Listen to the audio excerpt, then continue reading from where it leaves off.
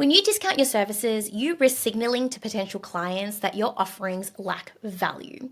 What you do instead is you attract bargain shoppers who have unrealistic expectations, and they will leave you for another competitor the first chance they get. Moreover, by consistently offering lower prices, you'll find yourself stuck in the cycle of attracting price-sensitive clients who are unwilling to pay for what you are truly worth. But what if there was a way for you to not just maintain your prices, but actually increase your prices and also have an increase in the leads who are willing to pay you more? By raising your prices, you position yourself as a market leader where you attract clients who actually value quality and are willing to actually invest in a superior product or service, i.e. your tutoring. Interestingly enough, customers who are willing to pay more actually have more realistic expectations of you and are actually more likely to remain loyal. It's also a self-fulfilling cycle. Charging a premium rate increases the perceived value of your tutoring services, which increases your reputation and prestige, which then attracts even more leads to your business. Imagine actually working with dream clients who are willing to pay you your dream price, who are actually committed to the process of studying and getting better marks, which then means that you actually have students who achieve their dream goals, which then leads to more testimonials for you and your business to then attract even more students who are willing to put in the work. So the solution is clear.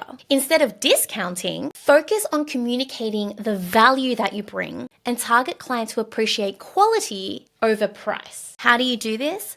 By implementing a value-based pricing strategy and highlighting the return on investment on your services. This is how I was personally able to go from charging $25 an hour to over $100 per hour for my tutoring services. So, if you're sick of price matching, getting on calls and trials with parents and students who just see you as an answer or solution machine and not the tutor that you actually are, don't cut your pricing, focus on this instead. First is learn how to better market yourself. It's all well and great if you have amazing credentials, like you have 30 years of teaching experience, you've worked at a top tier school, or maybe you had an amazing SAT score, but not all tutors out there, myself included, had the most exceptional score, had any tutoring experience. But regardless of what your background is, focus on your strengths, even if they seem small. To use myself as an example, I didn't get top of the class, but what I did and how I was able to get a lot of students who resonated with me is that I shared my story of being an aggressively average to below average student to how I eventually managed to get A+ in English in high school. And you can see this video here, it actually has garnered tens of thousands of views from people who can actually relate to it. And so what this really shows you is that you don't have to be the best of the best in order to be able to market yourself. You can market yourself in creative ways where you can really showcase to people that you understand where they are. Allow them to be able to actually resonate with you and your story. As another example, one of my clients, Richard, he did not like English at all, and he didn't do well in the subject, but he had figured out a system where he could crack the code. And because he cracked the code, he was actually able to get into the top 10% of his cohort. And so what he does now is he markets that exact story. He says, I wasn't the best English student. You might not be the best English student. But what I can do is I can give you my system that has helped me go from being average to getting in the top 10% of my cohort. Do you also want to be in the top 10% of your cohort? So what I encourage you to do is write down your story. And what you can do is put that into ChatGPT and ask it, what are some of the unique points in your own personal story that you can actually market? But look, you can market yourself all you want. If you don't have this next point, then you'll be missing out on truly connecting with your student. And that's to show your students that you truly understand their unique needs. So when you jump into a sales call with a prospect, what I really want you to do is practice active listening techniques. If they tell you that they're struggling with maths because they feel like they haven't had a good teacher for the past 2 years, and because of that, they're no longer motivated for maths, they feel like all things are lost, I want you to use a simple strategy, which is just to repeat back to them what you have heard. So you'll say something along the lines of, I'm so sorry that you are feeling this way. It's really such a shame, and I'm so sorry that you've had this experience of not having good teachers over the past couple of years. I can completely understand understand why not having a good teacher to guide you has left you feeling demotivated and questioning whether or not you'll actually even be able to catch up from here. By repeating back what you've heard, you show them that you're actually listening to them and that you actually care. When we as a prospect feel like we're seen, we're heard, and we're understood, that's when we're more likely to actually sign up with you and your tutoring services. But this part here of letting somebody feel seen and heard is just a starting point. What you then need to do is make sure that you actually show them the destination. So here, what I want you to do is I want you to talk to your prospect about what their goals are. So they might say something like, I feel like I absolutely suck at maths, and so all I want to do is I just want to be able to get that pass mark just so that I can get into my dream university course. And so once you've actually defined what that goal is, you then want to actually bridge the gap between where they are now versus where they want to be. So to bridge that gap from where they are now to where they want to be, that's where you become the solution. So you might say something like, I absolutely hear you. I know it can be so frustrating when you feel like you haven't been supported over the past couple of years and you're feeling demotivated and you're just not really sure if you can get to this dream goal that you have of just being able to get that pass mark so that you can get into your dream university course. Notice here how I'm repeating back to them exactly what they've said to me. And so you might say something like, I completely get it. I've been in your position as well before where I've had teachers that I didn't necessarily feel supported me and would actually help me get to where my goals were.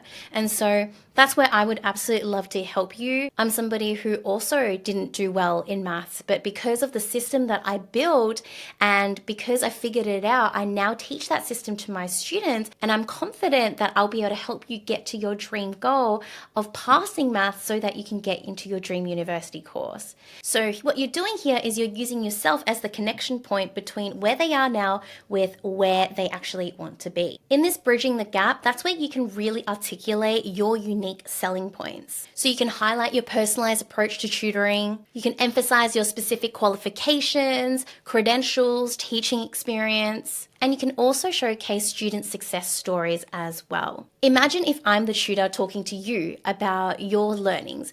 You would love to know whether or not I've actually been able to successfully help somebody else achieve the same goal that you are trying to achieve. And so your job as a tutor is to try to find stories of past student examples you've got that are relevant to the person that you're currently talking to. So if they just want to pass in maths and they want to be able to get into the dream university course, then see if you have a similar success story. If you have a high achiever that's on the phone and they're already getting A pluses, but they just want to keep pushing and they're really driven, really motivated so that they can be the top 1%, then see if you have any examples of that specific case scenario. The more relevant the story is to the prospect, the more likely they're actually going to buy into what you have on offer because they can see themselves going through that journey with you to achieve their goal. Now, everything that I've taught you so far is fantastic, but we still need to talk about communicating the price. And this is where most people will actually start discounting. Now, we don't want you to do that. So what do you do instead? The key strategy I want you to keep in mind is that I want you to say your price and then shut up. So the mistake that a lot of tutors make is that when they start talking about their prices, they then start trying to fill up the gap. So they'll say, oh, what do you think about that? Oh, like we could do a trial session if you wanted to. And so by actually entering that bargaining sphere before the prospect has even had the chance to say anything, you've created the standard that you are okay with actually discounting, that you are okay with devaluing your services. And so instead, when they ask how much are your prices, I would want you to say something like, my tutoring services are $70 per hour. Or you could say whatever your package is. If you're interested in a 10-hour package, then it's $650. Then shut up, let it sit, let them mull over it, let them think about it, and then let them come back to you with whatever their next question is. What you will find with this small trick alone is that you're not going to need to discount as much because you yourself are not entering that bargaining sphere. I want you to keep the strategy in mind and do this the next time you jump into a sales call and let me know what happens as a result. I promise you will get more people paying you your full price of tutoring. But having said that, naturally, there is always going to be people who ask for negotiations. People are going to ask because people can. People don't lose any skin in the game just by asking you, hey, can you do any cheaper? Can you be more affordable? Can you give me a discount? So stop associating negotiations as a bad thing and see it as just part of the conversation. As soon as you stop fearing negotiation, as soon as you stop fearing this part of the sales conversation, you actually find that you're going to have a much stronger ground to stand on, and you're not going to appease as much or succumb to requests that people are asking for. Now, typically people will say things like, oh, that's too expensive, I need to have a think about it. Or they might ask, is there room for negotiation? Now, if you're not sure on what you need to say in these situations, then I've got a free gift for you that you can actually download in the description box below. It's called How to Handle Pricing Objections as a Tutor. And what I do here is I give you a template word for word on what you need to say whenever you have these objections come up. Notice how I'm saying whenever these objections come up, not if these objections come up. And that's because you have to get used to the fact that people are always going to try to negotiate. It's inevitable. But the sooner we become okay with this, the sooner we can then actually take control over the situation, to have agency to go, okay, you know what? I'm going to learn how to actually deal with these situations as best as I can so that when they actually happen, I'm confident and I'm ready for them. So if you want to feel confident the next time a negotiation topic comes up, then make sure you go and download that free gift I've got for you. Even with all of the tips I've taught you today, there will always be people who just need that extra push. So offering reassurance is one additional thing you can do as part of the sales conversation. So offering reassurance is that final push to help them get over the fence of signing up with you. So certain things you could try are a free trial. I like doing free trials when I can see that this person is quite warm, I can see that they're a good fit for a client, and I know that if I get them in a trial, I'm likely to convert them. Personally, I did not give free trials to anybody and everybody because I found that that's when I could be taken advantage of. Alternatively, if you don't want to do a free trial, you could always do a money back guarantee as well. So you pay for the session, but if for whatever reason you're not happy with it, then I'm happy to give you a 100% money back guarantee. And the point of doing something like this is that you're still getting them to pay for the session, which shows that they're committed, but you're just showing them like, look, it's no skin in the game for you. If you don't like what you see, that's absolutely fine. I'm happy to give you your money back. And the third way you could go about this is say no lock-in contracts as well. So if they just wanted to trial you for a short amount of time, you could say absolutely no worries.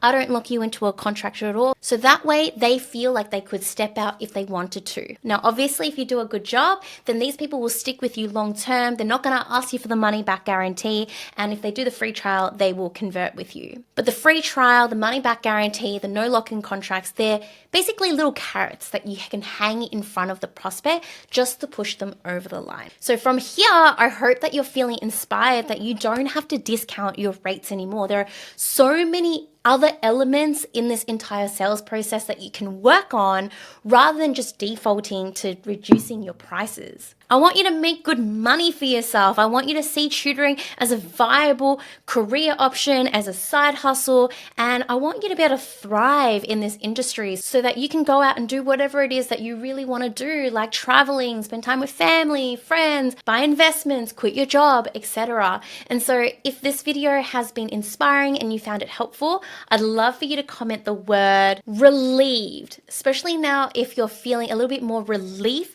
when it comes to articulating your prices and just getting out there and knowing that you don't necessarily need to devalue your services. Now, once you've done all of this, done the sales call, got them on board, it's really important that you don't just lose that student after the first session or lose the student after a few sessions with them. The next part of the picture is to make sure that you retain your students long term. So I encourage you to watch this video over here, 7 red flags that are keeping you on the new student lose student hamster wheel, so that instead we can get you fully booked out. And speaking of getting booked out, this is my blueprint here on how you can get booked out as a tutor. The sooner we can get you booked out, the sooner we can actually get you making however much money it is that you want for yourself so that you can start living your dream life, whatever that looks like. All right, tutor bosses, it was so good to see you. I'll catch you next time. Bye.